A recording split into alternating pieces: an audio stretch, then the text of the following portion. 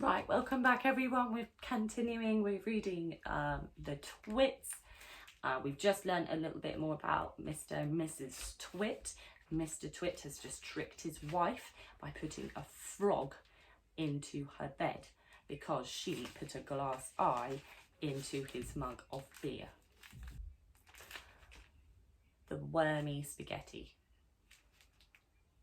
The next day, to pay Mr. Twit back for the frog trick, Mrs. Twit sneaked out into the garden and dug up some worms. She chose big long ones and put them in a tin and carried the tin back to the house under her apron. Wonder what she's going to do.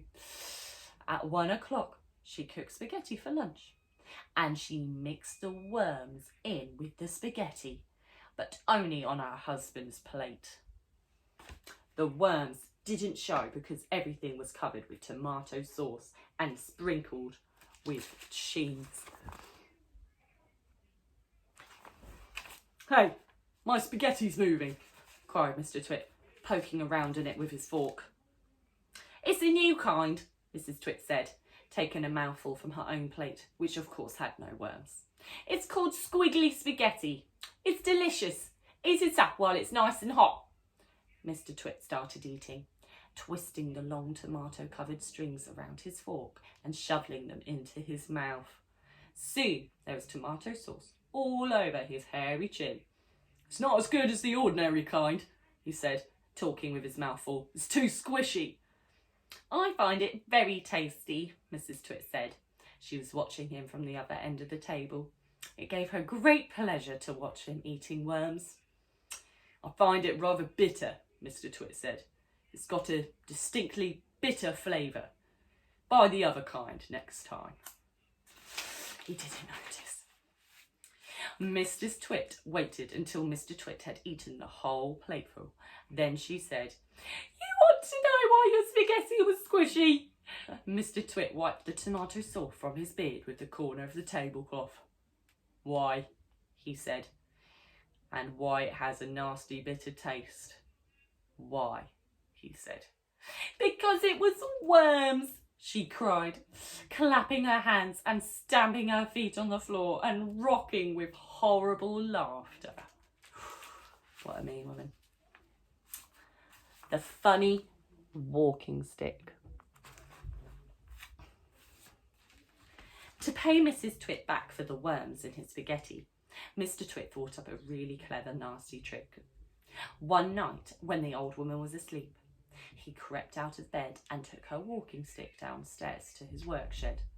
There, he stuck a tiny round piece of wood, no thicker than a penny, onto the bottom of the stick. This made the stick longer, but the difference was so small, the next morning Mrs. Twit didn't notice it. The following night, Mr. Twit stuck another bit of tiny wood on. Every night he crept downstairs and added an extra tiny thickness of wood to the end of the walking stick. He did it very neatly so that the extra bits looked like part of the old stick. Gradually, but oh so gradually, Mrs. Twit's walking stick was getting longer and longer. Now, when something is growing very slowly, it is almost impossible to notice what's happening. You yourself, for example, are actually growing tall every day that goes by, but you wouldn't think it, would you? It's happening so slowly, you can't even notice it from 1 week to the next. It was the same with Mrs. Twit's walking stick. It was all so slow and gradual that she didn't notice how long it was getting, even when it was halfway up to her shoulder. "That stick's too long for you," Mr. Twit said to her one day. "Why, so it is," Mrs. Twit said, looking at the stick. I've had a feeling there was something wrong, but I couldn't for the life of me think what it is."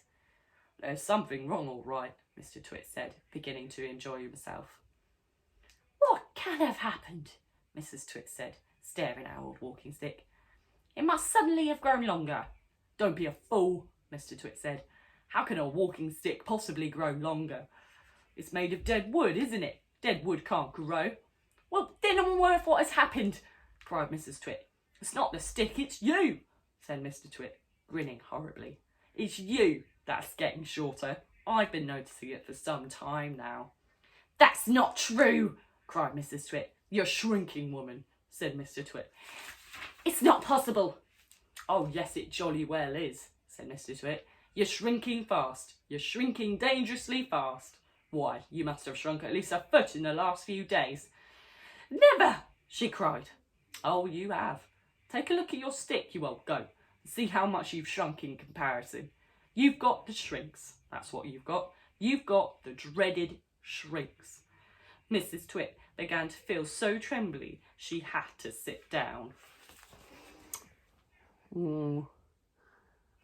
Feeling a bit sorry for Mrs. Twit. Mrs. Twit has the shrinks. As soon as Mr. Twit sat down, Mr. Twit pointed at her and shouted, "There you are. You're sitting in your old chair and you've shrunk so much your feet aren't even touching the ground."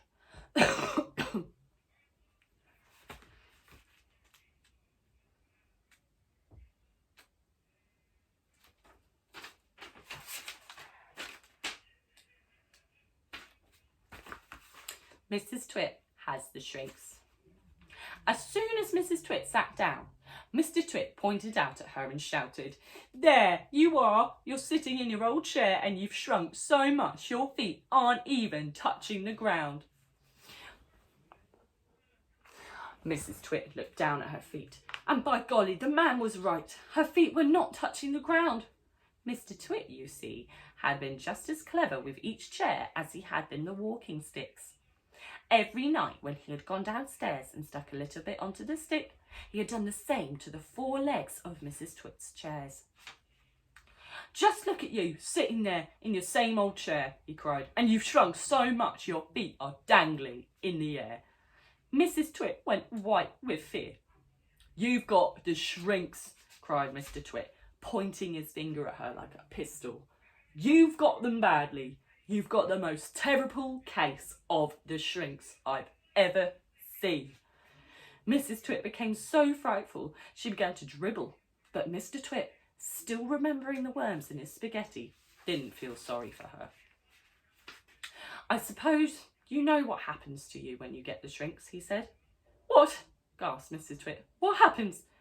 "Your head shrinks into your neck, and your neck shrinks into your body, and your body shrinks into your legs, and your legs shrink into your feet. And in the end, there's nothing left except a pair of shoes and a bundle of old clothes."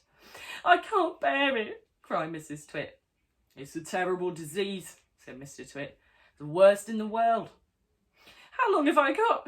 cried Mrs. Twit. "How long before I finish up a bundle of old clothes and a pair of old shoes?" Mr. Twit put on a very solemn face. "At the rate you're going," he said, shaking his head sadly, "I'd say no more than 10 or 11 days. "But isn't there anything we can do?" cried Mrs. Twit. "There's only one cure for the shrinks," said Mr. Twit. "Tell me," she cried. "Oh, tell me quickly." "We'll have to hurry," said Mr. Twit. "I'm ready. I'll hurry. I'll do anything you say," cried Mrs. Twit. "You won't last long if you don't," said Mr. Twit, giving her another grisly grin. "What is it I must do?" cried Mrs. Twit, clutching her treats. "You've got to be stretched," said Mr. Twit. "Ooh, I wonder what he means by that. You've got to be stretched." Okay, right. Thank you, everybody. I'll be posting the next few chapters within the next couple of days. Hope you're enjoying it. Please come back to watch and find out what happens next.